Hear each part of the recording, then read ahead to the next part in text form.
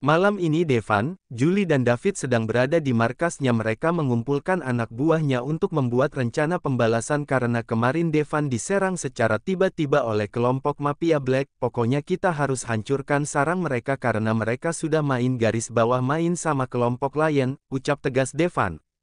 Kita harus mencari belah untuk menyerang mereka, Dev. Tenang saja, apa guna aku di sini jika aku tidak tahu celah mereka, ucap Julie sambil tersenyum sinis. Julie adalah hacker paling handal, semua informasi gampang didapat untuk dia. Iya, serahkan saja semuanya kepada Julie, jawab Devan. Aku juga sudah mempunyai informasi tentang dokter itu, kata Julie sambil melirik Devan. Kau menyelidikinya? Tanya Devan dengan tatapan yang sudah diartikan. Temanku memang paling top, tahu saja jika bos kita sekarang sedang punya ikan segar, ucap David sambil menepuk pundak Devan. Julie menyerahkan hasil pencariannya kepada Devan, tadi saja seperti yang tidak suka, tapi sekarang ia penasaran juga, ledek David. Devan menatap sahabatnya itu dengan tatapan tajam, lalu ia melihat data informasi tentang bintang asteris. Oh, jadi dia wanita yang rapuh ternyata tapi berpura-pura kuat, apa ini?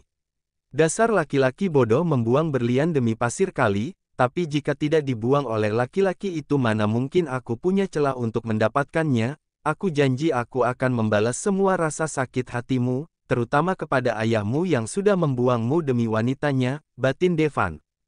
Oke, kalau gitu, kita sudah sepakat untuk menghabisi sarang Time Black di saat mereka akan merayakan ulang tahun anaknya, ucap David. Permusuhan kedua kelompok itu diawali dengan saling merebutkan kekuasaan, dan Time Black tidak terima dengan kekalahannya, makanya mereka menyerang Devan ketika Devan sedang lengah. Pagi hari, pagi ini Bintang sudah bersiap untuk berangkat kerja dengan memakan sepotong roti, lalu ia pergi ke tempat kerja dengan menggunakan bis. Sesampainya di tempat kerja Bintang langsung disambut oleh kedua temannya, karena mereka penasaran dengan cerita Bintang. Jadi kamu beneran tidak tahu Tuan Devan? Tanya Della.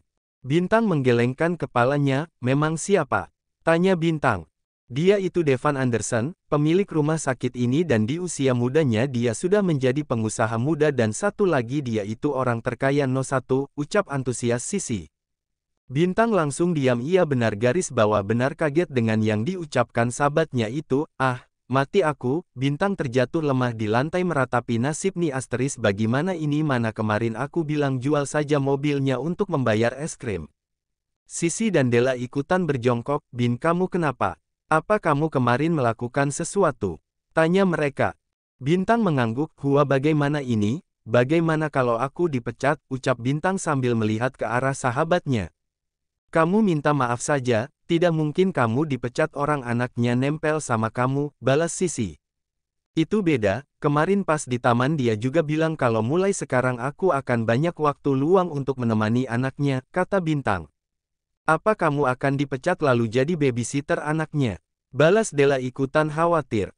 Hua, Bintang mulai ketakutan bagaimana jika yang diomongin temannya itu benar. Siang harinya Bintang seperti biasa ia akan makan bersama dengan kedua sahabatnya. Bintang hari ini sangat tidak fokus dengan pekerjaannya, ia masih memikirkan bagaimana nasib ia selanjutnya karena kemarin ia sempat menghina bosnya sendiri.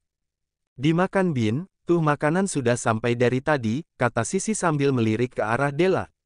Aku tidak nafsu makan, aku masih memikirkan bagaimana nasib aku setelah ini. Bintang mengacak rambutnya sendiri.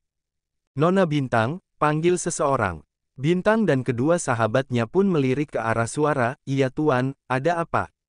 Tanya Bintang. Anda dipanggil oleh bos kami, ucap laki-laki bertubuh tegap itu. Bos? Bos siapa? Aku tidak punya masalah dengan bosmu, ucap Bintang heran. Apa itu Tuan Devan? Tanya Sisi. Benar, Tuan Devan ingin Anda datang ke ruangannya sekarang, balas kaki garis bawah laki itu. Hah, apa? Untuk apa Tuan Devan memanggil saya? Tanya Bintang heran. Nona bisa bertanya langsung kepada Tuan Devan, ucap laki-laki itu. Mari Nona. Del, bagaimana ini? Apa riwayat aku akan habis sampai di sini? Tanya Bintang sambil menoleh ke arah sahabatnya. Sudah temuin saja dulu, lalu minta maaf pasti akan dimaafkan, seru Della. Dengan pasrah Bintang pun mengikuti orang suruh Devan. Ia masih kepikiran bagaimana kalau Devan tidak memaafkannya. Asteris pokoknya aku harus minta maaf sungguh-sungguh agar Tuan Devan mau memaafkan aku, semangat bintang asteris ucap batin bintang. Silakan Nona, Tuan Devan sudah menunggu, ucap laki-laki itu memabukkan pintu ruangan Devan. Bintang berjalan dengan gontai sesekali ia melihat pintu keluar, tuh garis bawah Tuan Anda memanggil saya.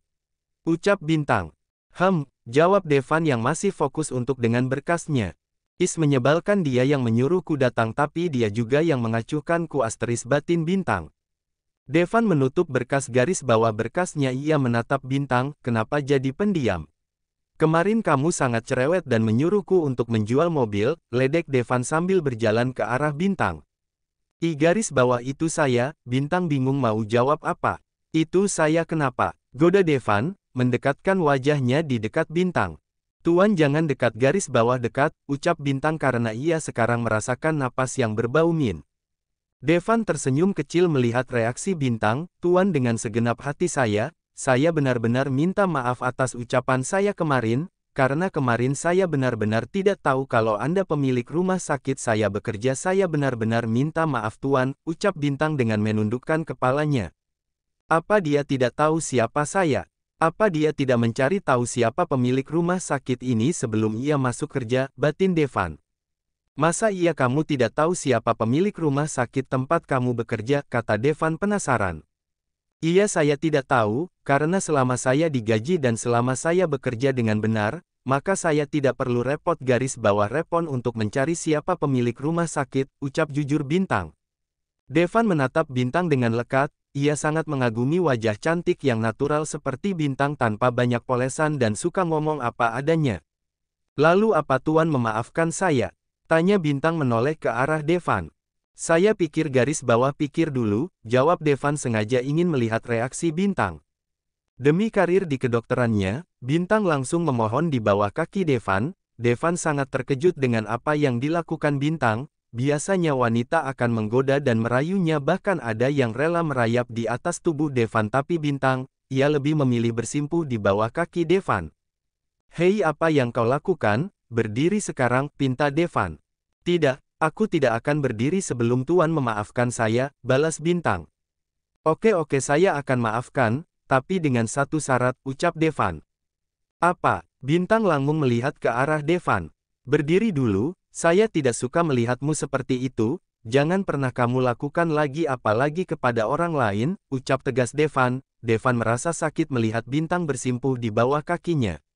Bintang segera berdiri, sudah Tuan.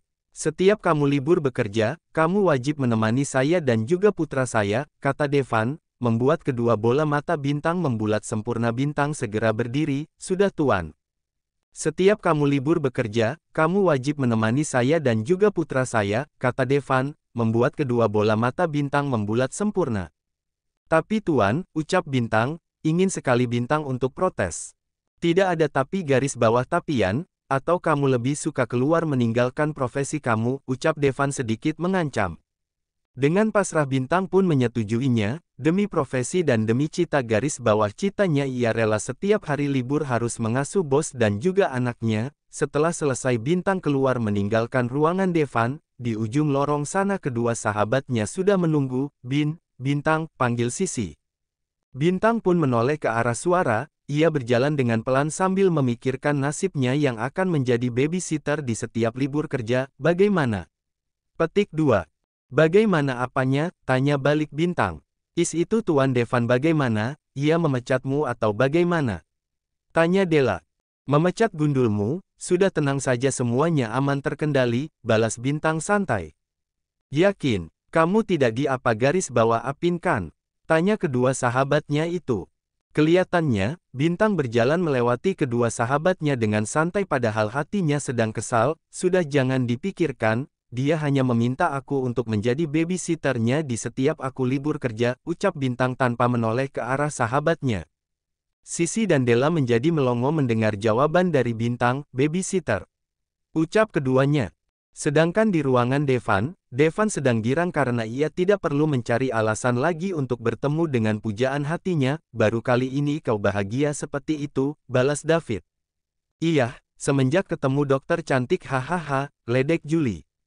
Kalian tidak tahu saja, kalau dia itu bagaikan malaikat bagiku, dia sudah menolongku dari maut ketika aku diserang di kereta api, terus dia juga yang merawatku ketika sakit, dan satu lagi anakku pun nempel sama dia, kata Devan bertubi-tubi. Secantik apa sih wanita itu? Tanya David karena ia belum pernah melihat bintang. Gak udah tahu nanti kau naksir, balas Devan. Cih, aku lebih suka ayam kampus, mereka lebih menggoda dan mereka akan merangkak tanpa disuruh, balas David. Ya David adalah seorang kali garis bawah laki yang haus akan asteris-asteris, ia akan mencari wanita-wanita muda yang rela merangkak di tubuhnya. Devan dan Julie menggelengkan kepalanya, awas saja jika kau terkena penyakit akan aku cincang tubuhmu, ancam Julie. Ngeri sekali, tenang saja aku selalu rutin ke dokter untuk memeriksakan kesehatanku ke dokter, bahkan setiap main pun aku selalu memakai kon asteris M, balas David. Bagus kalau gitu, aku tidak ingin temanku terkena penyakit, ucap Devan.